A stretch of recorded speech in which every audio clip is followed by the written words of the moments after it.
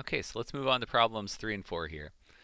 Question 3 is an elevator door is programmed to close if a timer has reached a certain cutoff time or if the user presses the close door button. In both cases, a door sensor will prevent the door from closing if an obstacle is detected in the doorway.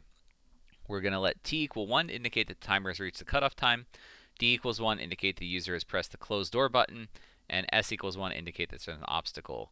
Create a truth table which implements the logic for the door to close, y equals 1 when the desired conditions are met. Okay, so we're making a truth table. We have 3 inputs, and those inputs are the 3 here. So the timer, the door close button, and the obstacle. So we're going to have T, D, and S as our 3 inputs. That means we're going to have 2 to the number of inputs equals 8 possible entries here. And we can start off just by writing sort of T equals 0, 0, 0, 0, 1, 1, 1, 1. And then D equals 0, 0, 1, 1, 0, 0, 1, 1. And then S equals 0, 1, 0, 1, 0, 1, 0, 1. And then finally, the output, Y, is what we're going to care about the value of. So I'm going to sort of put that on a separate column there with the 2 lines in between, though poorly drawn, to show that that's what our output is. That's what we're looking for here. Okay. So we want to then implement the logic for this. So we can read the text of what happens here, and we want to probably look at S first because this is the door sensor. So the door sensor will prevent the door from closing if an obstacle is detected in the doorway. And so Y equals 1 when the door is closed, or the door is going to close. We want to basically set that to 0 at any point that S is 1. This has to be the inverse of that because the door can't close if the sensor detects something. So we can just find all the rows where S is 1, and we can set Y to 0 there. Okay? Then we can implement the rest of the logic. So that was sort of our emergency case. We don't close the door if the sensor is active. So the other cases are going to be based off of T and D.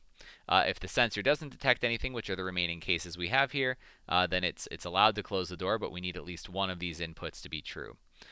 So the idea is that either we've pressed the close door button, that's D, or we've hit the timer for the door to close. So if both T and D are 0, we haven't pressed the button, we haven't reached the timer for the door to close, the sensor doesn't detect anything, but that doesn't matter. The door's not closing if we haven't done anything there. We haven't actually gotten to the point that the door is supposed to close. Here, someone has pressed the door close button. We don't detect anything with the sensor, so we close the door. Here, we've reached the timer.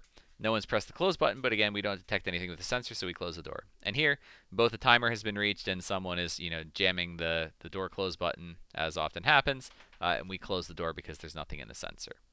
That's it for our truth table. That's all we have to do is just indicate when things are happening based off of the logic that we've been told to implement. Let's go ahead and do the second problem there, which is part B. Write out a Boolean expression for y based on your truth table. So for this, we're going to calculate the sum of products in the table. And what we can do is just look at our previous table and ignore any rows where we have a 0 for the output. So we're going to ignore all the zeros. We're only going to look at the rows where we have a 1 as the output because those are the cases where this is true. Keeping in mind that we can always find the other half of this. We could find the cases where it's not true by just inverting the whole thing. And so let's look at those rows. What we want to do is write out y equals, and if this is 0, we're going to put not of that value. So we're going to have t not here. D is true, so we're just going to have plain old D. And then S not because S is knotted as well. We're going to concatenate those together with the OR operation. So remember, plus means OR, and multiplication, or things being next to each other in this case, means AND. So we have either not T and D and not S makes Y1, or T and not D and not S makes Y1. That's that second case. And then T, D, not S makes it 1. We could simplify this if we want to, though I don't think you have to, but I'll show it for sanity here. So because we have an S not in everything, that means we can sort of pull that out of there. and that would leave us with not TD plus T not D plus TD. And we can actually see from that that we could even simplify a little further to say S naught and T or D, which makes sense, right? Because that means not the sensor and either the timer or the door being closed. And so that's our expression. Hopefully that makes sense. Let's go to move on to question number 4 then. And question number 4 is our truth table for the transistor circuit shown here. So keep in mind what we want to do with a problem like this is to effectively just say if this is 1, there is a path through the transistor. So if this input coming in is 0 or low voltage, it's not going to allow anything through. If we apply a voltage to the transistor, then it's going to allow current to flow through. And so effectively what we're looking for here is what case do we have this input that goes through the resistor that can get the whole way to the ground. That's what we need to see. Is we need to see for this to be a 1 in the truth table, we need to see a way to get from the 5-volt source to the ground such that, for this to be a 0 as the output, we need a place for the voltage to go other than to the V out. And that happens when we have a path from the input source to the ground. So that's really what we're looking for is what makes that happen. And hopefully just analyzing the circuit, we can see that we would need each of these things to be on for that to happen. But we can sort of go through a few sample cases here to see what happens. So when VA is 0, what we're going to draw here is, so let's say VA equals 0. We're going to draw that with our 5 volts coming in. We've got our resistor, and then we've got our V out. And when VA is 0, we're going to draw the rest of the circuit as if there is a break in the circuit right there. So we go to here, and then we move on from that point. We go through, the inputs for VB.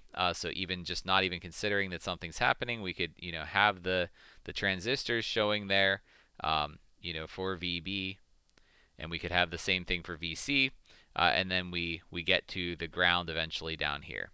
And we can see that because there's a break in this circuit where VA used to be, there's no way to get from our 5-volt source to the ground, and so that 5 volts is going to go out of V out.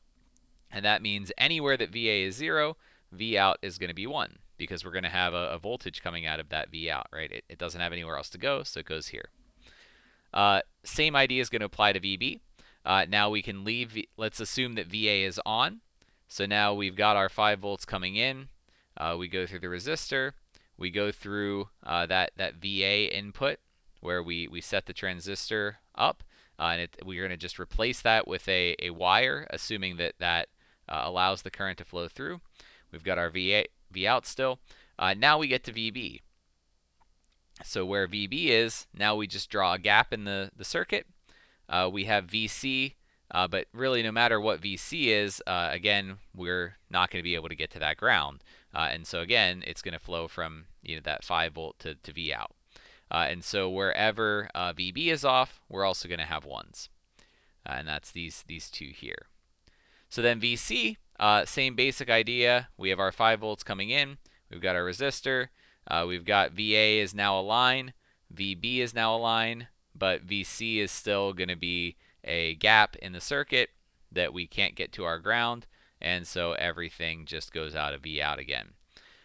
Now if we've got all of these set up, now we've got this original picture where we had VA, we had VB, we had VC, but now because they're all on, we have wires replacing each of them, and we do have a path to go from that 5 volts to the ground, and we can assume that then that V out is actually 0 because there's a path to get from the input voltage to the ground, and it does not have to go out of V out, so it will not.